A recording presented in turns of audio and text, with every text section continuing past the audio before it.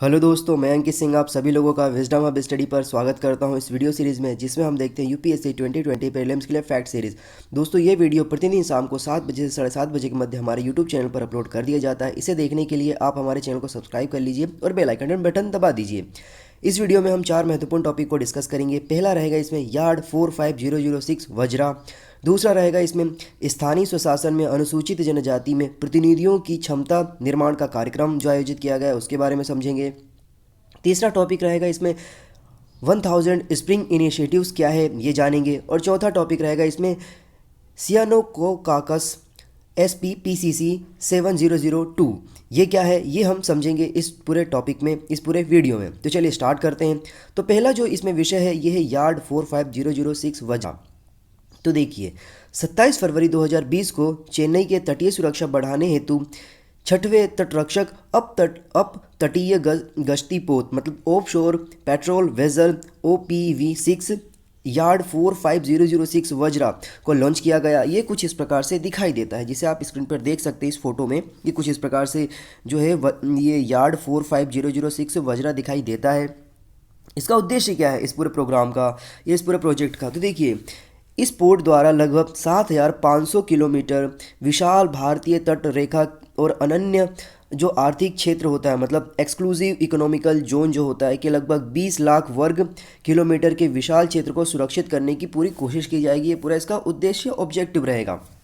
इसके मुख्य बिंदु क्या क्या है इस पूरे के पूरे प्रोजेक्ट का? तो देखिए, छठवें अप तटीय गश्ती पोर्ट यानी यहाँ पर पोर्ट यार्ड 45006 जो है को पहली बार समुद्र में उतारा गया है। यह पोत केंद्र सरकार की मेक इन इंडिया प्रोग्राम जो है उसकी नीति के तहत लर्सन एंड टुब्रो शिप बिल्डिंग द्वारा डिज़ाइन किया गया है, जो कि 7 अपतटीय गश्ती पोर्ट प्रोजेक्ट की श्रृंखला में छठवां है। मतलब ये पूरा का पूरा अभी तक जो 7 प्रोजेक्ट है उसमें से 6 बनकर के सामने आ चुके हैं, एक और बचा हुआ है। तो ये आपको याद रखना होगा किस कंपनी ने बनाया है और किस प्रोजेक्ट के तहत बनाया गया है।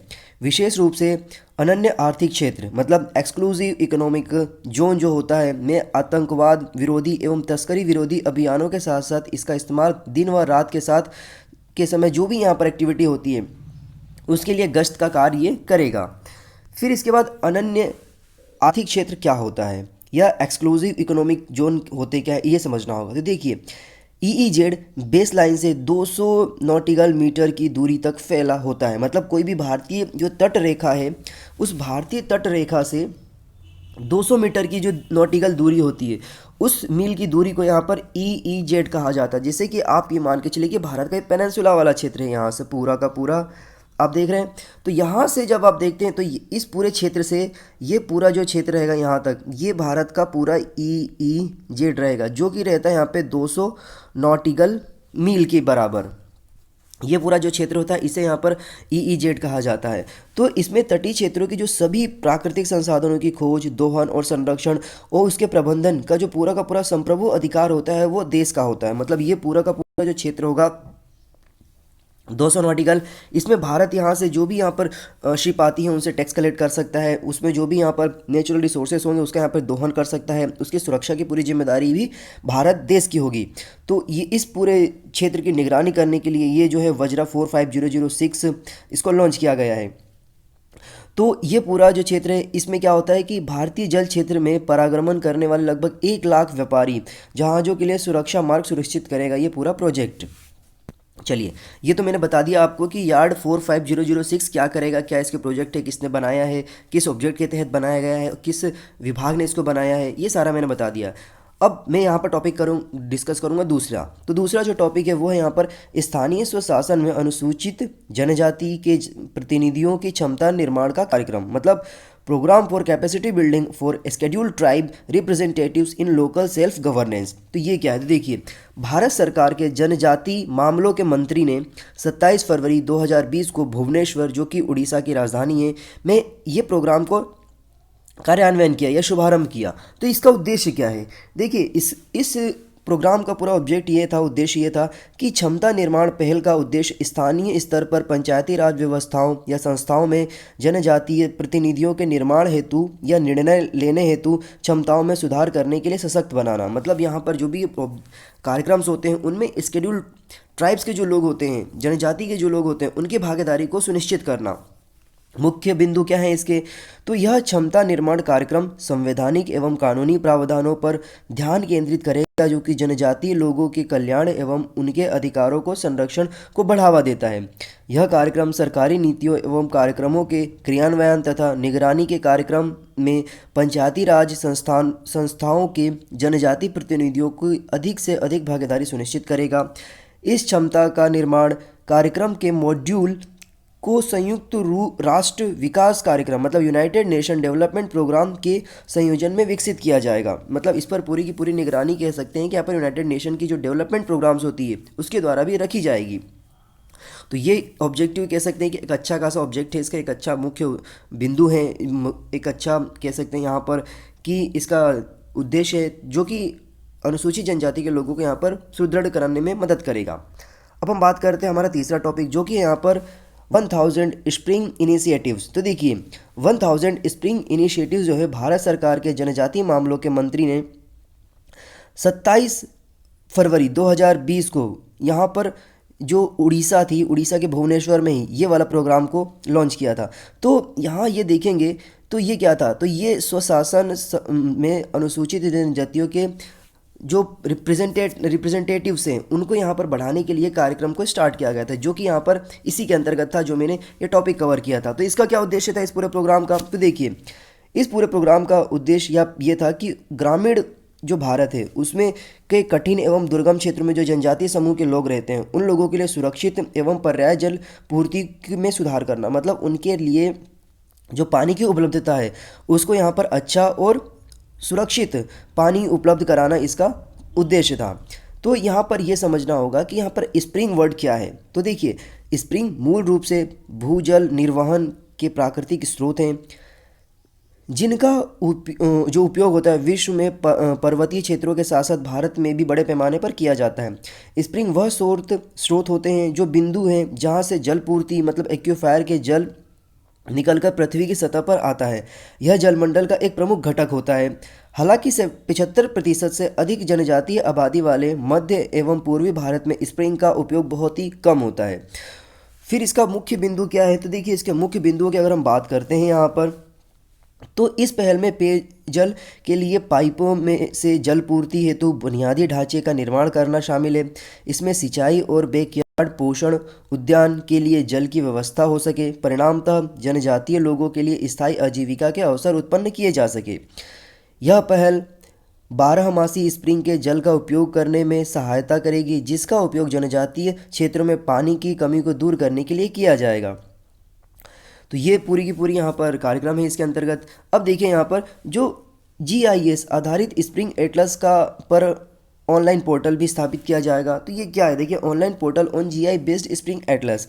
तो इस ऑनलाइन पोर्टल को स्प्रिंग पर आधारित डेटा तक पहुँच में सुधार करने हेतु लॉन्च किया गया है। वर्तमान में स्प्रिंग एटलस पर 170 से अधिक स्प्रिंग का डेटा उपलब्ध कराया जा चुका है। तो ये सारे डेटा आगे के प्रोजेक्ट के लिए मदद करते हैं कि किस प्रकार से कार्य किए जा चुके हैं और क्या और नीड है।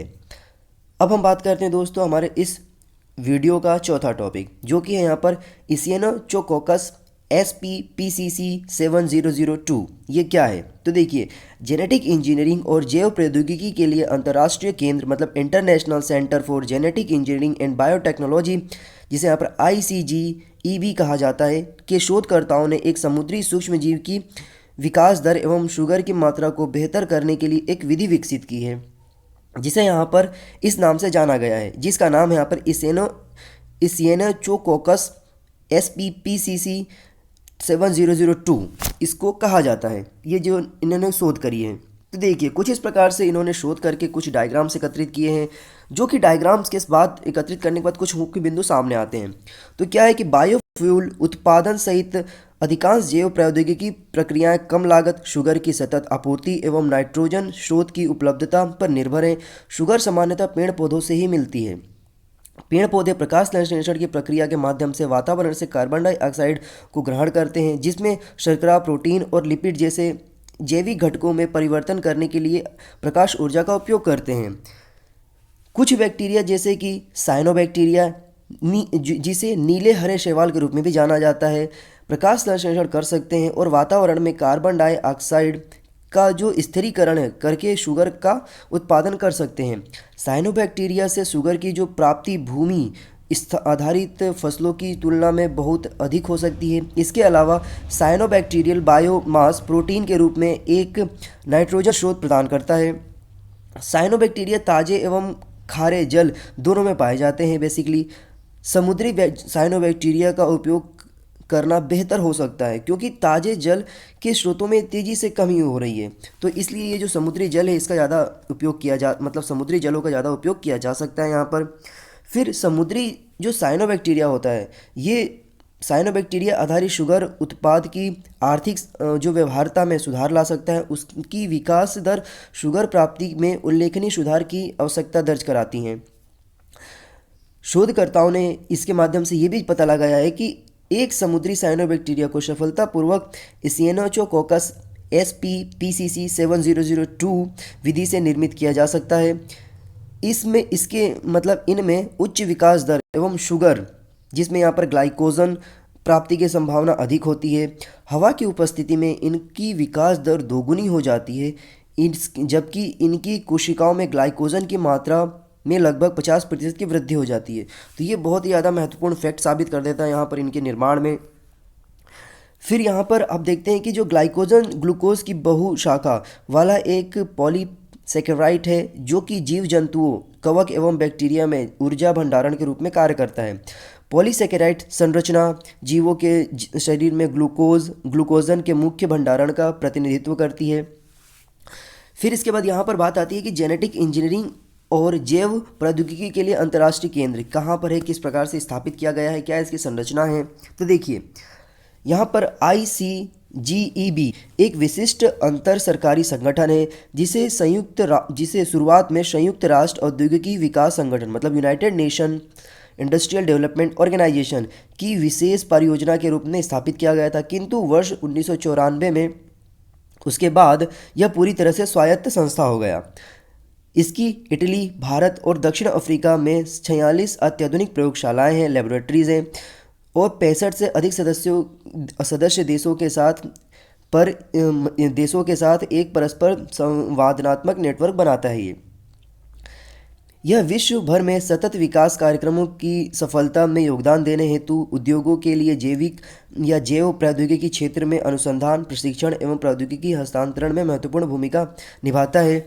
यह संयुक्त राष्ट्र प्रणाली के तहत कार्य करता है। तो कहा जा सकता है कि ये जो पूरा प्रोजेक्ट है एक अच्छा खासा प्रोजेक्ट है जिसके तहत बहुत सारी जानकारी एकत्रित करने की कोशिश की जाती है जीव विज्ञान में, और इस पूरे जीवन दुनिया को जो SDG से मतलब यहाँ पर सस्टेनेबल डेवलपमेंट गोल्स उसको प्राप्त करने में मदद कर सके। दोस्तों, इस वीडियो के माध्यम से मैंने आप लोगों के सामने 4 विषय टॉपिक डिस्कस किए। इस विषय के ऊपर मैं आपसे सवाल पूछूंगा। आपको बताना है पहला सवाल कि यार्ड 45006 किस संस्था के द्वारा और किस प्रोजेक्ट के तहत बनाया गया है। दूसरा यहाँ पर पूछूंगा कि जो स्थानीय स्वशासन में अनुसूचित जनजाति में प्रतिनिधियों की क्षमता के निर्माण के लिए जो कार्यक्रम आयोजित किया गया था वह भारत के किस शहर में आयोजित किया गया था। 1000 स्प्रिंग इनिशिएटिव्स है वो किस प्रोजेक्ट मतलब किस कार्यक्रम से संबंधित रखता है। फिर यहाँ पर सिएनोकोकस SPPCC 7002 जो यहाँ पर पता लगाया गया है यह किस संस्था से संबंध रखता है। ये आप लोगों को 4 सवालों के जवाब मुझे कमेंट सेक्शन में देने की कोशिश करिएगा। दोस्तों, यदि आप हमारे इस वीडियो को YouTube पर देख रहे हैं तो हमारे चैनल को सब्सक्राइब करिए, फॉलो करिए और बेल आइकन बटन दबा दीजिए ताकि जब भी हम वीडियो अपलोड करें आप लोगों के पास नोटिफिकेशन आ जाए। यदि आप हमारे इस वीडियो को फेसबुक पर देख रहे हैं तो फेसबुक पर भी आप हमारे जो पेज है उसे लाइक करिए और वहाँ पर जो लिंक दिया रहेगा उसके माध्यम से YouTube पर जाइए और वहाँ पर चैनल को सब्सक्राइब करिए और बेल आइकन बटन दबा दीजिए ताकि आपको जब भी हम एक वीडियो अपलोड करें आपके पास नोटिफिकेशन आ जाए। यदि आप इस पूरे वीडियोस के PDF प्राप्त करना चाहते हैं तो आप हमारे जब हम स्टडी चैनल को टेलीग्राम पर जाकर के ज्वाइन करिए, वहाँ पे आपको सारे के सारे वीडियोस की जो PDF है वो मिल जाया करेगी और दिन भर के जो न्यूज़पेपर्स होते हैं वो भी आपको मिलता है और जो अच्छे कंटेंट होते हैं उनको मैं वहाँ पर डालता हूँ, तो आप यहाँ से जाके PDF डाउनलोड कर सकते हैं। इसके अतिरिक्त और भी ज़्यादा आप जानकारी प्राप्त करना चाहते हैं वीडियो के माध्यम से तो आप मुझे अनअकैडमी पर फॉलो कर सकते हैं जहाँ पर मेरे द्वारा डिज़ाइन किए 29 कोर्सेस है और वहाँ पर 300 से ज़्यादा वीडियोस है, तो वह भी आपको बहुत ज़्यादा महत्वपूर्ण साबित होगी आपके प्रिपरेशन में। ये जो लिंक दिए हुए फेसबुक के अंकित सिंह अनअकैडमी के नाम से आप सर्च करेंगे तो आपको वहाँ पर सारे PDFs के लिए जो कह सकते हैं कि लिंक रहेंगी वो मिल जाया करेंगे। आपको दिन भर में जो भी करंट अफेयर अच्छे होते हैं, इन्फॉर्मेशन होती है वो आपको अच्छे नोट्स के फॉर्म में मिल जाया करेगा। तो हमारे पेज को लाइक करिए अंकित सिंह अनअकैडमी के नाम से। और दोस्तों ये जो यूपीएससी 2020 प्रीलिम्स की जो फैक्ट सीरीज है ये प्रतिदिन शाम को 7 से 7:30 बजे के बीच में आपको हमारे विजडम हब यूट्यूब चैनल पर मिल जाया करेगा। तो आप यहाँ पर फॉलो करिए और दोस्तों के साथ शेयर करिए। यदि आपको किसी प्रकार कोई डाउट होता है तो आप हमें कमेंट सेक्शन में पूछिए, हम कोशिश करेंगे 24 घंटे के अंतर्गत आपको रिप्लाई देने की कोशिश करें। तो मिलेंगे फिर से एक नई जानकारी के साथ, एक नई ऊर्जा के साथ। Have a good day. जय हिंद, जय भारत।